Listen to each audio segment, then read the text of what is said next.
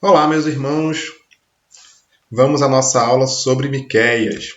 Miqueias aí que é tido como o meio, né, dos profetas menores. Ele ficava de fato ali na metade do rolo, ok? E ele é o sexto livro ali dos profetas menores. Tudo bem? Esse trabalho aqui foi feito em conjunto com a Cíntia Gomes e com a Tayane Lima e comigo, né, alunas do Seminário Betel Brasileiro de Niterói, da disciplina Panoramas do Antigo Testamento. Então vamos falar sobre o profeta Miqueias, o profeta do juízo e da esperança. A gente dividiu esse trabalho, né, dessa maneira, onde a Cíntia falou sobre a autoria e o chamado do profeta, a Tayane ficou responsável aí pela parte da data em que a profecia foi escrita, né, a data em que viveu o profeta, e todo o contexto ali, como é que era o mundo naquele momento, naquela época. Já o esboço do livro e a mensagem do livro ficou a meu cargo aí de fazer. A Cíntia não pôde gravar, né, então ela mandou a parte dela escrita, então vou apenas aqui transmitir a parte que ela pesquisou. Vamos lá. Miqueias. Miqueias quer dizer quem é o nosso Deus, quem é como Deus, desculpa. Então vamos lá. Autoria. A autoria do livro é de Miqueias, tá bom? Miqueias é o autor do livro, ele é o profeta. Miqueias quer dizer quem é como Deus. De maneira geral, o nome do profeta diz muito ali a respeito do seu ministério. E através da leitura, do estudo do livro de Miqueias, a gente pode perceber que não há ninguém como Deus de fato. Porém, né, a autoria de fato ali deste livro não é de Miqueias. Conforme as próprias palavras de Miqueias, ele vai dizer palavra do Senhor que veio a mim. Então, a gente pode dizer que o autor do livro, na realidade, é o próprio Deus, é o próprio Senhor. Foram as palavras do Senhor que vieram a ele. E isso se aplica, logicamente, não só ao livro de Miqueias, mas de Gênesis a Apocalipse. Entendemos que o autor das Escrituras é um só, é o Espírito Santo, é o próprio Deus. Miqueias, ele é um camponês de origem humilde da cidade de Moreset Gat, tá? Um território de Judá que ficava cerca de 32, 40 quilômetros de Jerusalém, perto da fronteira ali com os assírios. Então ele já vinha observando bastante os acontecimentos dos vizinhos ali. Ele tem uma origem simples e isso é muito interessante, porque mesmo ele sendo simples, ele não se intimida, não se envergonha de levantar a sua voz e denunciar as injustiças praticadas pelos ricos, pelos magistrados, pelos políticos, pelos sacerdotes. Né? Ele vai levantar a sua voz, mesmo sendo um homem do campo, mesmo sendo um homem simples, ele vai levantar a sua voz contra as autoridades da sua época. Ele vai falar muito sobre injustiça, sobre justiça social, né? Sobre o fim da idolatria, julgamento divino e também sobre esperança. Embora ele seja, né, tudo indica ali que ele era um camponês, tal como Amós, ele tem uma linguagem muito bem elaborada. Ora, ele tem uma linguagem ali muito dura e forte, bem direta. Ora, ele vai ter uma linguagem mais rebuscada, mais poética, né? Eu chamo os montes contra vocês. Então, ele utiliza bastante recursos poéticos nas suas profecias também. Tá? Como é que foi o chamado do profeta? O livro não relata muitos detalhes sobre esse evento. Né? O único detalhe, na realidade, um ótimo detalhe, uma informação fundamental aí, é que ele diz que ele recebeu visões do Senhor. Tá? Então, foram mensagens mais ou menos ali do tipo de Daniel. Né? Ele recebia visões e ele então registrava aquilo que Deus ia falando com ele através de visões. Tá legal? Outro detalhe muito importante é que Miqueias vai falar, né, que ele era cheio do Espírito do Senhor, que o Senhor o encheu do seu espírito, e por isso ele estava cheio de força e de justiça para declarar a Jacó a sua transgressão e a Israel o seu pecado.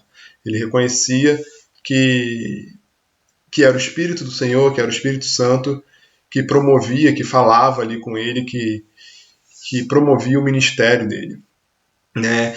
Miqueias, ele vai se dirigir ao povo, lembra? Ele é um homem simples, um homem provavelmente do campo ali. Então ele se dirige à população comum.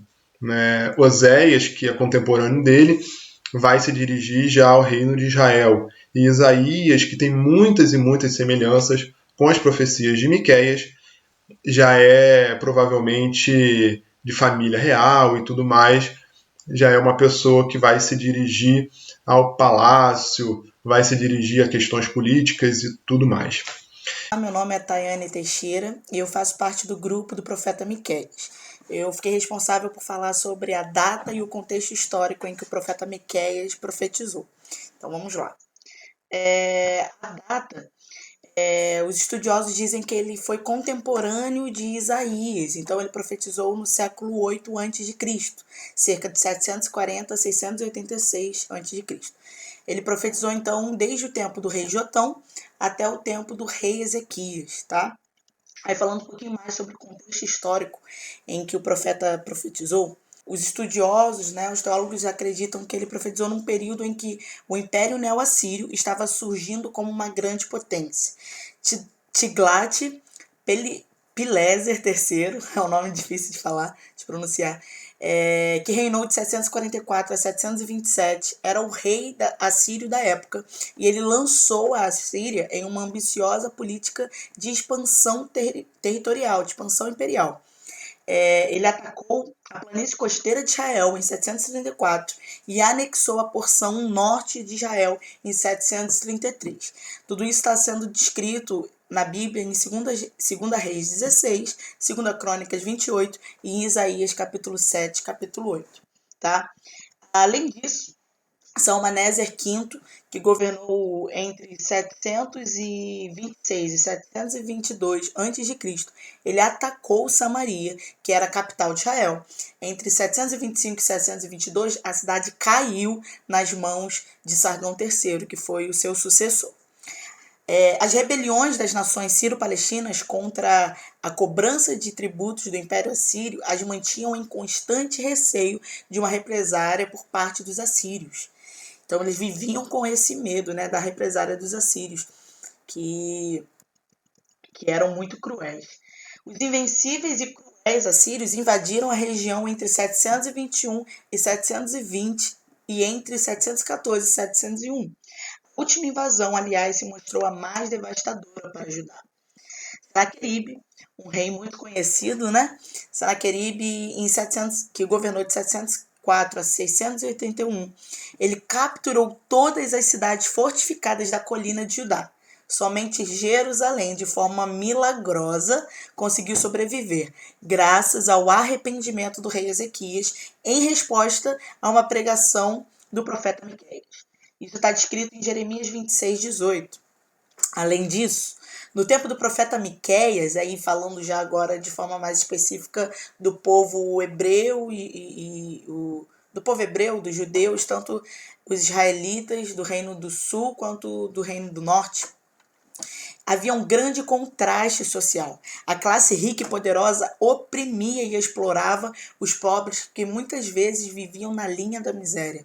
Os grandes proprietários das terras contavam com o apoio dos políticos e religiosos corruptos de Israel para obter vantagem sobre os que nada tinham. Então, o resultado disso é que a nação se tornou moralmente corrompida. E isso é denunciado lá no livro de Miqueias, capítulo 2, capítulo 3 e capítulo 6. Tá? Vai falando sobre essa corrupção moral dos israelitas. Alguns estudiosos sugerem que o profeta Miqueias ele exerceu o seu ministério entre as classes mais humildes da nação. Porém, a cidade de Jerusalém muitas das vezes foi o centro da sua mensagem e o profeta denunciou os mais poderosos do reino. Então, assim, as profecias de Miqueias, elas eram uma exortação ao povo e mostravam que Deus usaria os assírios, os povos para dominar em repreensão à corrupção moral que Israel estava vivendo. Apenas o rei Ezequias, rei de Judá, ele, ao ouvir a pregação de Miqueias, ele se arrependeu e Deus agiu de forma milagrosa, né, protegendo Jerusalém da invasão de Senaqueribe. Bom, o contexto histórico ao qual o profeta Miqueias profetizou é basicamente esse. E qual o esboço do livro? Que pergunta difícil, né? Uma pergunta bem complicada essa mesmo, tá bom? Porque várias pessoas vão dividir, né, de maneiras parecidas ali, mas com alguns detalhes diferentes. Vai ter uma pessoa, por exemplo, né, que vai dizer que o livro se divide em 3 sessões, onde a primeira sessão é do capítulo 1 ao 3, que, né, formando um juízo eminente, seguido por uma bênção final, né, e por último aí por um arrependimento presente, né, iminente, final, presente. Temos outra pessoa que vai dizer que divide em juízo, consolo, caminho para a salvação. Outro vai dizer que é futuro julgamento por pecados passados, futura glória por promessas passadas, presente arrependimento por uma redenção passada e o perdão da iniquidade aí no capítulo 7. A apostila do Betel vai dividir de maneira bem mais simples, né, em denúncia nos primeiros 3 capítulos e consolação nos últimos 4 capítulos. Tá? Eu peguei aqui uma outra divisão, tá legal? Que é diferente, né, das outras ali apresentadas. E Hernandes Dias Lopes vai dizer que essa divisão aqui é mais baseada na forma e não no conteúdo. Por quê? Porque o livro do profeta Miqueias, como o próprio título diz, ele é o profeta do juízo e da esperança, do juízo e do consolo, do juízo e da promessa, né? Então, vão ter 3... Miqueias vai organizar as suas profecias em 3 sessões, onde cada uma dessas sessões começa aí com um pronunciamento de juízo, com um pronunciamento, né, do que está errado, né, da condenação de Deus ali, Deus verificando e constatando o erro, o pecado do seu povo, e termina cada uma dessas sessões dando uma mensagem de esperança, uma mensagem de que as coisas vão mudar. Então essa é a proposta que eu escolhi para colocar aqui, né, mais detalhada no esboço do livro. Então, a primeira parte, Deus reúne o remanescente em Jerusalém. Nesse caso aqui, cada tópico principal aponta para a promessa, né? Então, ponto 1, Deus reúne o remanescente em Jerusalém, capítulos 1 e 2. O início do capítulo, o início, né, dessa sessão, vai falar sobre o julgamento de Samaria e de Judá. Ai dos opressores, né, uma profecia ali bem pesada contra, né, essa casta de pessoas que está oprimindo o povo, e termina com 2 versículos, né, falando que Deus vai preservar o seu povo. Deus vai preservar aquele remanescente, aquelas pessoas que continuam fiéis a Ele, mesmo num mundo repleto de iniquidade. A segunda sessão, que começa no capítulo 3, Deus vai estar julgando aí os líderes, né, mas vai promover em seguida a exultação da Nova Jerusalém, vai derrotar os inimigos de Israel, e tem aí a sessão do nascimento e governo do Messias, né, o capítulo 5. E a terceira sessão é quando Deus perdoa o remanescente. Deus começa julgando o povo, né, falando coisas ali que o povo tem feito, que são pesadas, são duras.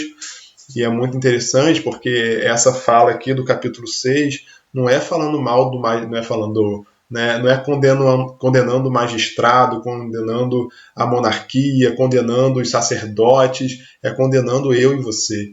Né? É uma fala pro cidadão de Jerusalém, para o cidadão, ali de Israel, né, como um todo, descendente de Abraão. É uma mensagem para cada um de nós dizendo né, o quanto nós temos errado diante de Deus, o quanto Deus tem se desagradado de nós, das nossas atitudes. Tá? E aí ele prevê a ruína, fala da ruína social de Jerusalém como um todo, mas ele termina aí o seu livro com uma mensagem de esperança, e um dos versos mais belos que tem ali nos versos 18, 19 e 20. A gente vai terminar aqui a apresentação falando deles. Como mensagem do livro, a gente já comentou isso um pouco ali no esboço, temos o que? O juízo presente e a bênção futura. Tá? Juízo presente graças à infidelidade de Israel, à aliança. Então, o que traz o juízo a Israel, né? Israel e Judá, é a infidelidade à aliança. Deus fez uma aliança com seu povo lá por meio de Moisés, e esse povo é constante em quebrar essa aliança. Então o juízo vem graças à infidelidade de Israel. Porém, a bênção futura, né? Deus promete que vai restaurar o seu povo, vai cuidar do seu povo, vai pastorear o seu povo, e isso não é porque o seu povo merece, mas porque Deus é bom e a sua misericórdia dura para sempre. Essa é isso. Né? Esse trecho não é de Miqueias, não, mas é por isso, porque Deus é fiel mesmo quando nós somos infiéis. Vai falar também o Novo Testamento sobre isso. Hernandes Dias Lopes vai dizer que a mensagem do livro se concentra em 3 temas, que é injustiça social, verdadeira adoração e falsa segurança. Ele vai apontar algumas, ou as 3 mensagens principais do livro, que é a ameaça de juízo, né, o apelo ao arrependimento e a promessa de restauração. Tá bom? Promessa de restauração. Outras características bem interessantes que vão permear ali a mensagem como um todo do livro de Miqueias é que Miqueias vai expor grandemente ali que as cidades eles são redutos de pecados e opressão. Nas cidades, é interessante que ele é um profeta do campo, mas ele vai apontar para a cidade como esse fervo, esse borbulhar do pecado. E né, a gente pode fazer muito um paralelo com as denúncias de Miqueias, o que a gente vê no nosso país hoje não é muito diferente nas grandes cidades. Nas grandes cidades que tem os prostíbulos, nas grandes cidades que tem as ruas repletas de bares onde a bebedeira, pornografia, né, palavras torpes e daí por diante corre solto. Ok? Outro ponto importante que Miqueias vai destacar no seu livro é que quando os maus governam, o povo geme.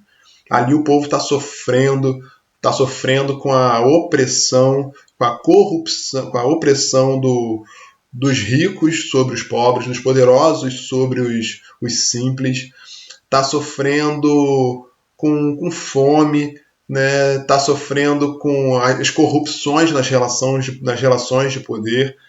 Está uma coisa bizarra ali viver em Jerusalém, viver em Samaria, viver em Israel, viver em Judá. Está uma coisa muito difícil, muito difícil. Né? Isso porque quem está no governo se afastou dos caminhos do Senhor. Tá bom? E isso vai sempre atrair o juízo divino. Sempre o pecado sempre atrai o juízo divino. Temos como exemplo aqui, né, Davi, ok? A mesma coisa foi o desenrolar na vida da cidade, ali, na vida de Jerusalém, na vida de Samaria, na vida de Israel, de Judá. O pecado do povo atrai sempre o juízo divino. Deus pode até esperar um pouquinho, como foi no caso de Ezequias, ok? Ezequias se arrepende, Ezequias se humilha diante de Deus, e Deus, né, dá uma freada na Assíria e permite Judá viver mais um tempo, mas o juízo divino vem. A decadência moral precede o desastre político. Né? A decadência moral, o afastamento dos caminhos do Senhor, isso leva consequentemente a um país começar a ter um governo ali meio caótico. A Bíblia vai falar: feliz é a nação cujo Deus é o Senhor. Então, a partir do momento que que a gente começa a se afastar da lei de Deus, que a nossa ética se distancia da ética bíblica, da ética divina. O caos político é óbvio, o caos político é iminente. Outra coisa importante é que Deus é soberano sobre todas as nações. Né? Não é a Síria que é poderosa, a Babilônia ou qualquer outra nação. Não é Israel que é fraco, né? Seus líderes que são esquisitos. Não, é Deus que está governando. E Deus mexe aí os pininhos, Deus faz o juízo vir, faz o juízo ser retirado de acordo à sua boa, perfeita e agradável vontade. Outra coisa é a misericórdia de Deus, né, que é incomparável ali no livro de Miqueias. A gente vê mensagens duras, pesadas de Miqueias, mas a gente encontra um Deus que é misericórdia pura. A gente encontra um Deus que castiga, né, que manda o juízo, mas que ama o seu povo. Um Deus que vai tirar o seu povo do lamaçal, um Deus que vai resgatar o seu povo dessa decadência em todos os sentidos que está vivendo. Esse Deus que é fiel à sua aliança mesmo quando nós somos infiéis. E a última coisa é que Miqueias ele apenas falou o que já aconteceria, né? Não foi por causa do que ele falou que aconteceram as coisas, afinal ele só falou aquilo que Deus disse a ele, e Deus falou para ele aquilo que já aconteceria. Né? O futuro já foi escrito por Deus, o futuro não está nas nossas mãos e sim nas mãos de Deus. Por isso que nós devemos nos humilhar, como vai dizer a Bíblia, né? Humilhai-vos diante da potente mão de Deus, que a seu tempo ele os exaltará. Algumas profecias que já se cumpriram, né? Algumas profecias realizadas ali pelo profeta Miqueias que encontram o seu cumprimento ao longo do Antigo Testamento e tem outras que encontram o seu cumprimento ao longo do Novo Testamento. Por exemplo, a queda de Israel é a primeira profecia já de Miqueias. Miqueias já inicia ali o seu ministério falando da queda de Israel, da queda de Samaria, né? E essa profecia tem seu cumprimento ali no capítulo 17 de 2 Reis. Na realidade, Miqueias ele chega a ver a destruição de Samaria, ele profetiza esse acontecimento alguns anos antes, alguns poucos anos antes. Logo depois ele vai falar da queda, da perda ali, do sitiamento de 10 cidades de Judá, que vão ser conquistadas também pelo Império Assírio. Isso ali nos versos 8 a 16 do primeiro capítulo ainda, e tem seu cumprimento ali em 2 Reis, capítulo 18, verso 13, vai contar dessa situação. Outra questão, ele vai predizer a queda de Judá. Né? Judá também não vai passar impune. Esse acontecimento é relatado em 2 Reis, capítulo 25, e 2 Crônicas, capítulo 36. Essa queda de Judá ela é retardada, né? Ela não acontece aqui no mesmo período que aconteceu a tomada dessas 10 cidades de Judá, graças ao que a gente falou já, que foi o arrependimento do rei Ezequias. Então Deus retardou um pouco mais a sua mão, mas o profeta também já tinha profetizado sobre isso.